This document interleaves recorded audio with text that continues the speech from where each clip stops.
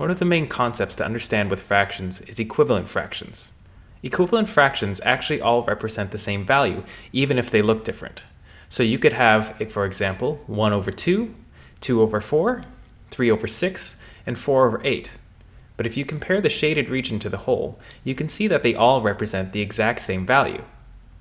In fact, they are all equivalent to 1/2. And if you were to divide any of these in your calculator, you'd get the same value of 0.5. An equivalent fraction is generated by multiplying or dividing both the numerator and the denominator by the same value. So let's take our 1/2 that we saw before. If we multiply the top and the bottom by 2, we'll have 1 times 2 is equal to 2 in the top, and 2 times 2 in the bottom is equal to 4. That gets us the first equivalent fraction. Then we could multiply by 2 and 2 again, and get 2 times 2 is 4, and 4 times 2 in the bottom is 8. There's our last equivalent fraction. The key is to do the same thing to the top that you do to the bottom. You can multiply or divide any number as long as you do the same thing to the top and the bottom.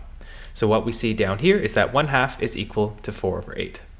If we look at going the other way now and dividing, we could take something like 18 over 42. We're allowed to divide top and bottom by the same number. For this to work out cleanly, you should try to find a number that divides both 18 and 42.